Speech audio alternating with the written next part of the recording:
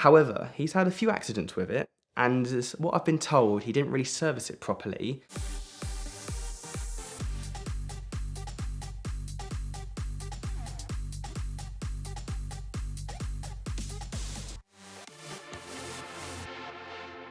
So, Formula One drivers and their personal cars. Of course, we know Formula One is a multi-million, billion-dollar business where these F1 cars cost way too much, but amazing to watch and see. However, as drivers, they do own a lot of personal cars, and not just, say, Lewis with Mercedes doesn't always mean he's going to have Mercedes cars. He's got a lot of hypercars and supercars. So, for example, one of the most legendary racing drivers is Michael Schumacher. Now, I followed his path since I was really born through F1, and he's owned a lot of cool cars. And one of the first car shows I went to was in 2012 in London, being Chelsea Auto Legends. And HR Owen had a stunning Maserati Mc12 on display, and this one was finished in black. Now, we all know the Maserati Mc12 is normally in a beautiful white and blue. This one was finished in black, which was originally owned by Schumacher himself, which is now at the Peterson Museum in America.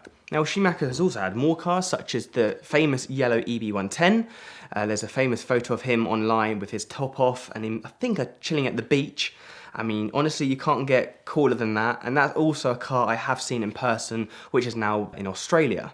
And then the amount of times I've been lucky enough to go to Monaco, this is where a lot of the F1 drivers keep their cars. So, if you go for Max Verstappen, he owns a Ferrari Monza SP2. Now, you would have thought him being Red Bull, I know something like Charles Leclerc, it would suit him, a Monza. Now, Charles Leclerc just owns a Ferrari Pista, which I got to see him take delivery of when I was in Monaco, and a Spider. And as far as I'm aware, that's only the cars he spotted in, is them two.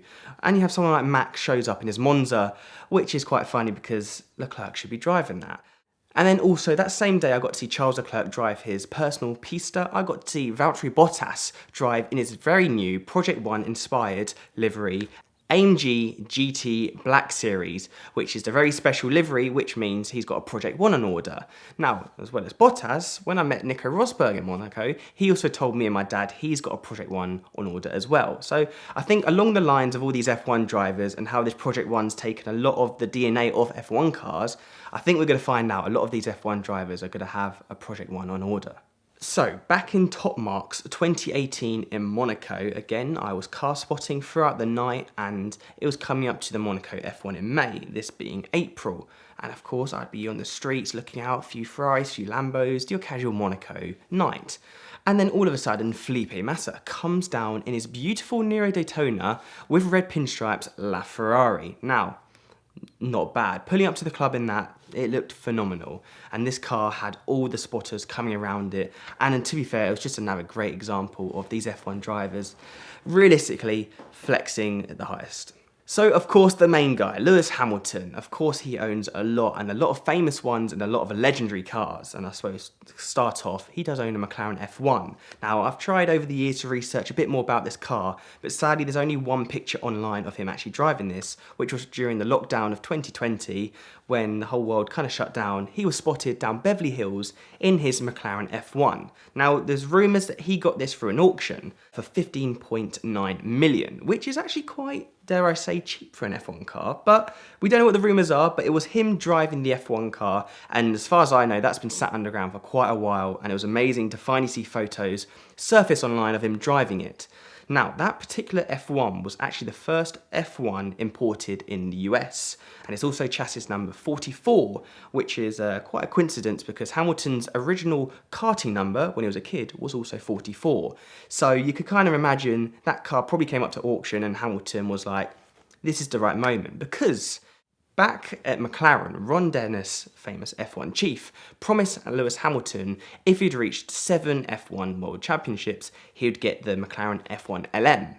Now, Hamilton moved to Mercedes, and we know that never happened. So I'm guessing Hamilton ditched the LM and just brought a standard F1. I mean, why not? But Hamilton also has more cars. He owns a McLaren P1 in a beautiful blue, and the actual colour name is Blue LH. His personal colour, I mean, why not? He's also got an SA Aperta, which lives in America, alongside his other LaFerrari Coupe and Aperta, that's normally driven by Justin Bieber down Rodeo Drive.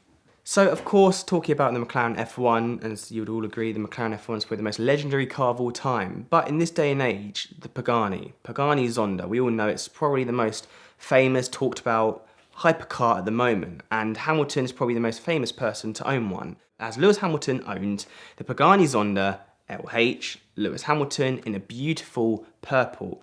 Now, that's been in Monaco since he really got it commissioned, I think back in 2014. And he only drives it pretty much every year, always a day before the Monaco F1. Now, when I went out there for 2018, I arrived 2 hours after he'd driven it with Odell Beckham in the car, and I was truly gutted when I arrived down at the Monaco hairpin, and you've got all these spotters showing their photos, all pretty much crying because they can't believe they've seen it, and I'm, on the other hand, crying because I've missed it. I was truly gutted. But Hamilton has had that LH for quite some time now.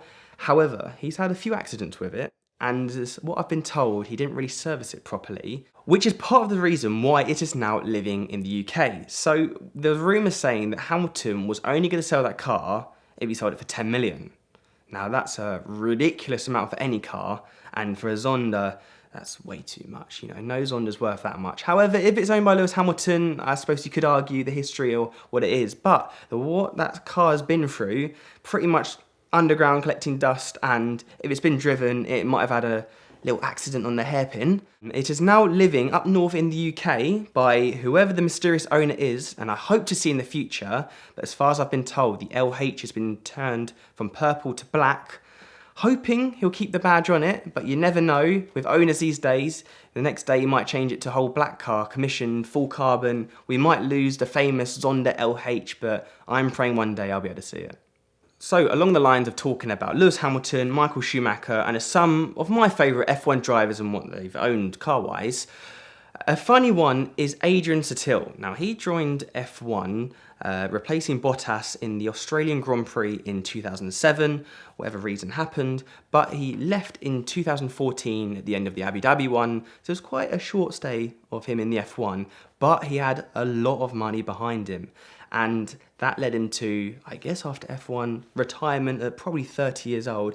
He went ham and buying hypercars, and being in Monaco, he was kind of crowned the king of hypercars over there. However, his competitor, of course, was Lewis Hamilton.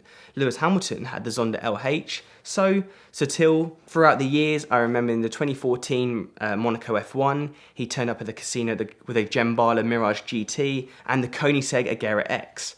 Now that's quite a flex and probably telling Hamilton I'm the boss of Monaco. Fast forward to now, Satile only last week has gone and brought a Pagani Zonda 760 Viola in purple, and Hamilton's just sold his one. Now, I don't know if this is some competition where Satile's trying to get his own back, and, well, if that's trying to get your own back and spending millions, and fair enough, but Satile has just gone and brought this Pagani Zonda, a one of one, with the ex-Qatari prince called KHK, who came over to London with his Pagani Huayra BC.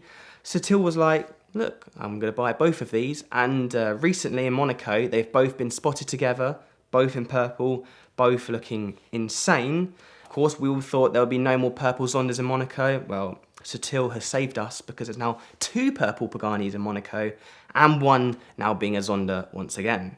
So, like 2014, Satile turning up in a Gembala Mirage GT and the Koenigsegg, throughout the years, he has bossed all the other owners. He's owned cars such as the very famous Koenigsegg 1-to-1 JC, originally from China. This one's finished in the pink pinstripes, carbon. Being a Koenigsegg 1-to-1, it's one of 7, and Satile had to own one of these. Now, with the 1-to-1, he also owns a Regera that's got the Ghost package on it. He also owns a few Bugattis, such as the 16.4 Centenaire, the Remembrant, which is a one of 3, 110 Ans. He also has to have a slice of the Chiron. And recently, I guess this took quite a long years to put together with Bugatti, and being a high client from Bugatti, he's also just taken delivery of his Bugatti Chiron Pure Sport Green Rhapsody. Of course, owning all these special edition Veyrons, he also owns one of the most famous ones, Black Bess, which is again one of 3, and that's got some fantastic gold, like as if a cat has kind of scratched down the headlights, but it's a phenomenal design, a car I'm still yet to see out there. The Remembrant, I actually was lucky enough to see his car before, not when he owned it, it was another Qatari prince, funny enough, that brought over to London back in 2013, and now of course Satile owns it in Monaco. He also owns a Super Sport, but funny enough, it's not a real WRC. It's just a themed version, the same colour scheme, but I think that gives Satile around about 6 or 7 Bugattis in total. So, from Paganis to Bugattis, Satile is also a massive Ferrari fan, or as he drives a lot of these expensive Ferraris, he's also got an amazing Grigio LaFerrari Aperta, which I did see on my last trip in Monaco. It looked phenomenal, yellow calipers, and stunning example, probably the perfect car in Monaco, being the Aperta. He also owns an amazing grey and red 599 GTO and also a Ferrari Enzo. And of course, leaving the best till last, Satile also owns the white Sterling Moss. It's probably the most legendary car, ruthless, biggest flex you could have in Monaco. Imagine driving around the casino in a Sterling Moss. I mean, you can't get any better, and this is where I think Satile does own the title of being, out of all these F1 drivers and say hypercars, because I know a lot do have a lot of these classic Ferraris are in your 10 to 20 millions. For me personally, I think Satile really does own the whole supercar and hypercar champion of owning these, because owning a Sterling Moss is really the fin de game of it all. So of course Satile and Lewis Hamilton have a lot of things in common, and we're not just talking about purple Paganis. And like I said with the Zonda LH, it did have an accident whilst in Monaco. Well, Satile has also had an accident with one of his cars, being the Senna LM. Now that's a very rare car that still a few of them are yet to come out. And it was in the mountains in Monaco, and a few cyclists were going past, and before you know it, a few hours later, it's viral on the internet. I think, as rumours say, Satile was driving at the time. He binned it up in the Monaco mountains and is still in the McLaren service, and this is 3 years on. But if you own all these hypercars, you probably don't care about it, do you? We'd like to thank Glossit for supporting the VINwiki channel this month, and right now Glossit is offering the best DIY ceramic coating package that we've ever seen or certainly offered here on VINwiki. For just $69.99, you're going to get their graphene ceramic coating along with the Real Difference Maker, their ceramic detail spray. Now that's a $50 bottle of spray detailer that I truly love just for daily use, but when you use that alongside their graphene ceramic coating, it makes the removal a lot easier, the outcome a lot smoother, you avoid high spots and things like that. So a DIY idiot like me in my own garage can achieve an outcome pretty similar to what Rich and his team were able to do last year on the Paris Hilton SLR, which I eventually torture tested on rallies and road trips and all this stuff, and it is now in Bulgaria, still looking wonderful. So check it out now at the link in the description below. There's a very limited quantity, so respond now and get yours for just $69.99. Thanks, Glossit.